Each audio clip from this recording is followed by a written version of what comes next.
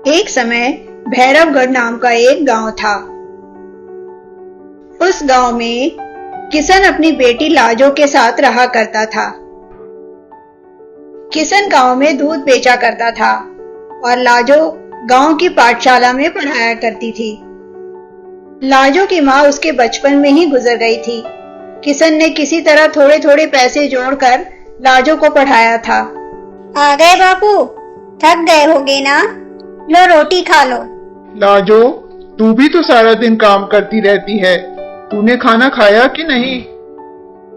गांव के लोगों के पास इतने पैसे नहीं थे कि वे अपने बच्चों को पढ़ा सकें, इसलिए लाजो बच्चों को मुफ्त में पढ़ाया करती थी। लाजो, मैं कई दिनों से तुझसे एक बात करना चाह रहा था। हाँ बोलो ना बापू, क्या कहना चाह रहे थे?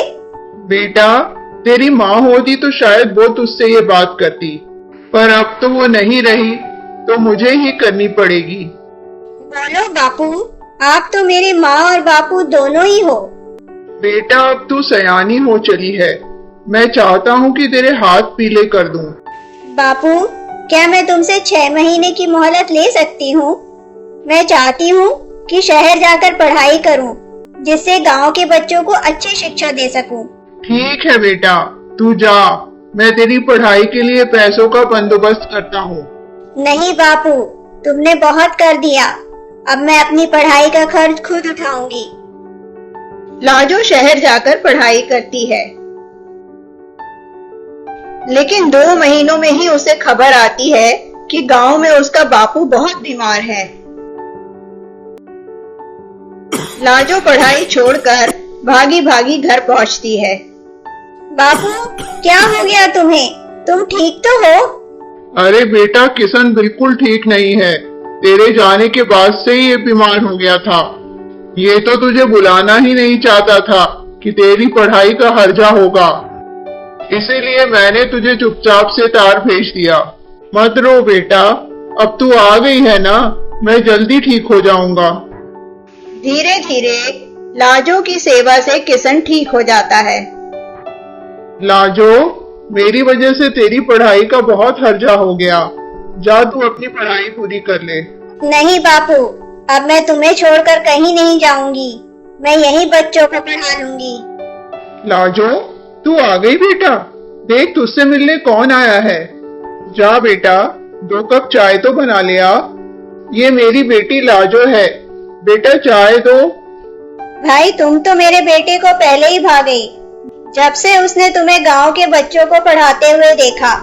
भाई साहब, हमें तो आपकी बेटी पसंद है, अब आप ही बताइए आगे क्या करना है।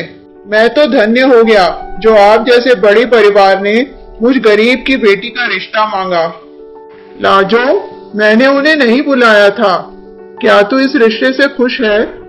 हाँ बापू, तुम्हारी खुशी में ही मेरी खुशी है। घर में शादी की तैयारियां जोरों शोरों से चलने लगती हैं। लाजो, ये मैंने कुछ पैसे बचाए हैं, जा तू अच्छा सा एक शादी का जोड़ा ले आ। लो बापू, मैं शादी का लहंगा ले आई।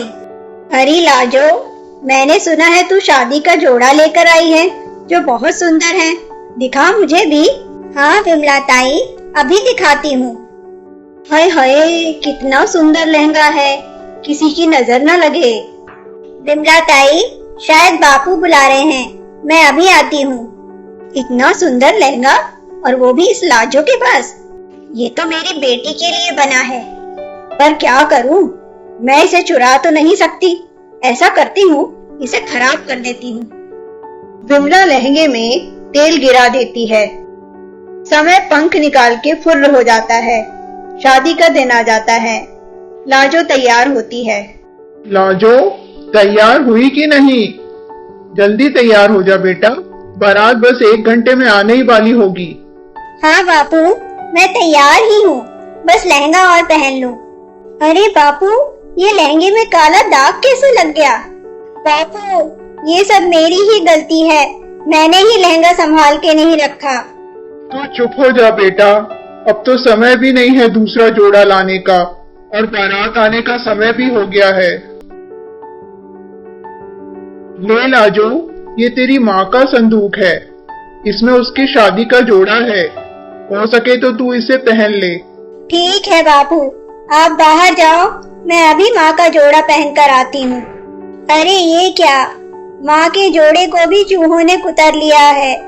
हे भगवान, कुछ करो, नहीं तो मेरे बेचारे बापू शर्म से ही मर जाएंगे। ऐसा कुछ भी नहीं होगा लाजो, धैर्य रख बेटा। माँ, तुम यहाँ कैसे आई?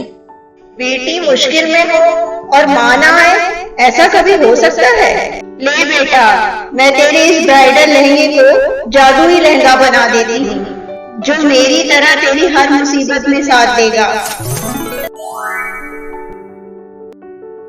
जा बेटा, जल्दी से तैयार हो जा, बारात आ गई है। सदा खुश रहना। लाजो जादुई ब्राइडल लहंगा पहनकर बाहर आती है और उसकी शादी बड़े धूमधाम से एक मंदिर में हो जाती है। एक समय की बात है, बिसरिया नाम का एक सुंदर सा गांव था। उस गांव में एक गरीब सास बहू रहा करते थे। दुर्गा का बेटा फौज में था, जो जंग में शहीद हो गया था। घर का खर्च चलाने के लिए दुर्गा घरों में काम करने लगी और उसकी बहू सिलाई करने लगी। माँ जी, आप रहने दो, मैं ये सलवार सिलकर खाना बना दूंगी। नहीं गंगा, तू आराम से सिल ले, मैं ये बनाकर जाती हूँ। दोनों सास बहू का आपस में बहुत स्नेह था और दोनों मिलजुल कर सारा काम कर लिया करती थीं।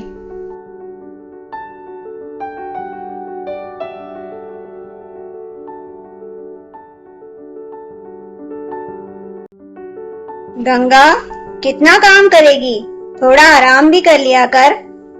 माँ, आप आ गई? चलो मैं आपके लिए छाछ लेकर आती हूँ।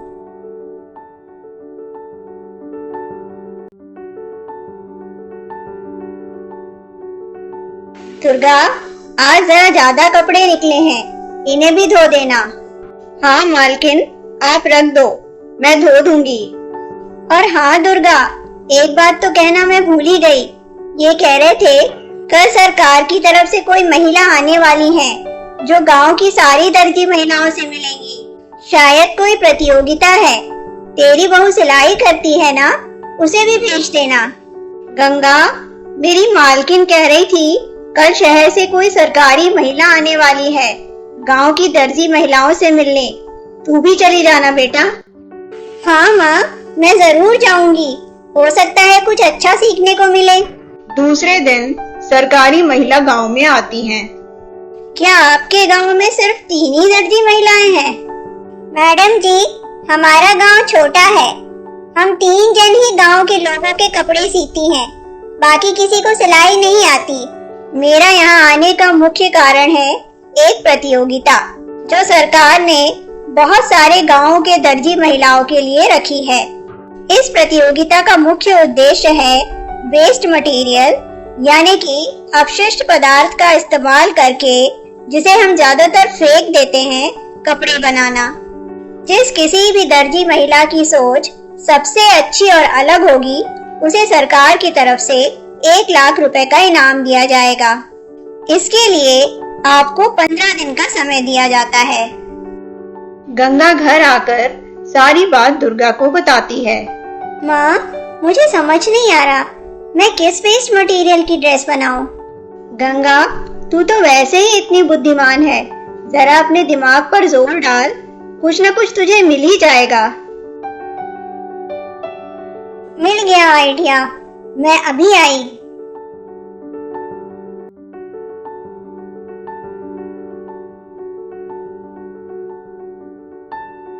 ये ऊपर से पुराने कागज क्यों ले आई गंगा?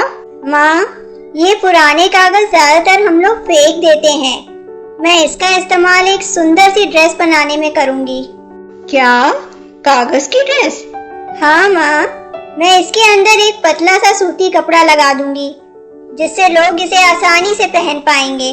गंगा, तेरी सोच तो बिल्कुल ही अलग और बहुत अच्छी है। चल तू अपना ड्रेस बना, मैं काम पर जाती हूँ। इधर बाकी दोनों भी सोच में पड़ी रहती हैं कि किस चीज की ड्रेस बनाएं। निमकी, तुझे कुछ समझ में आया क्या कि किस चीज की ड्रेस बनाए? नहीं रे बिंदिया, तब से वही तो माथा पच्ची कर रही हूँ, पर कुछ भी समझ नहीं आ रहा। चलकर गंगा से पूछते हैं कि उसके दिमाग में कुछ आया क्या।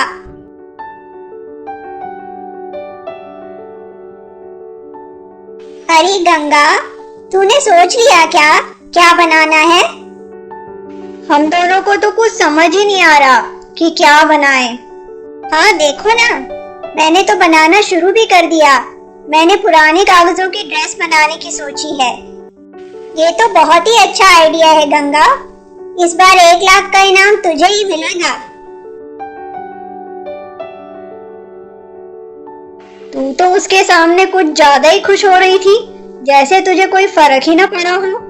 अरे निमकी, मेरे तन बदन में तो मिर्चियां लग रही थी, पर उसके सामने कैसे कहती? हम इतनी आसानी से उसे जीतने नहीं दे सकते। अगर ये इनाम हमारा नहीं हुआ तो उसका भी नहीं होगा। रोज शाम को दोनों सास बहू मंदिर जाया करती थी। इसी मौके का फायदा उठाकर दोनों उनके घर के अंदर घुसती हैं। दोनों उस कागज की ड्रेस को चुरा लेती हैं और कुएं में ले जाकर फेंक देती हैं।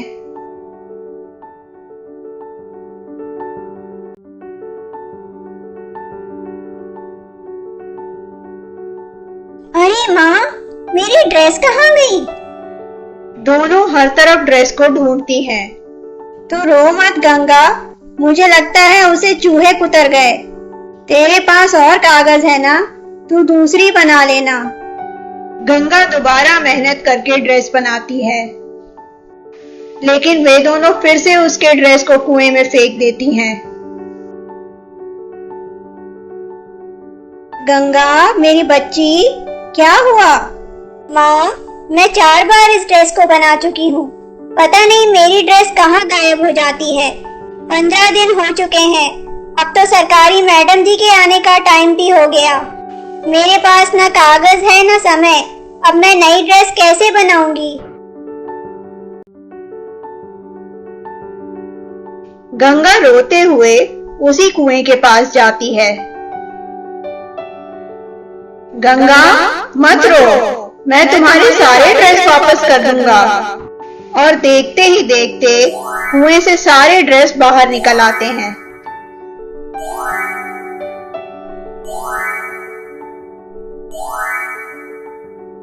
गंगा, तुम्हारी ये चारों ड्रेस तुम्हारी दर्जी मित्रों ने मेरे अंदर फेंके थे, लेकिन अब मैं तुम्हारी चारों ड्रेसों से एक सुंदर कागज की जादुई ड्रेस बना देता हूँ।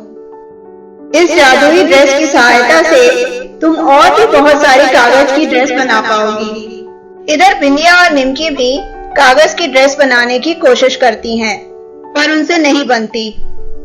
हाँ तो आ गए तुम दोनों। बताओ क्या क्या बनाया तुम लोगों ने? और हाँ, वो तीसरी वाली कहाँ है? मैडम जी, हमने कागज की ड्रेस बनाने की कोशिश की थी, पर हमसे ठीक से बनी नहीं, इसलिए नहीं लाए।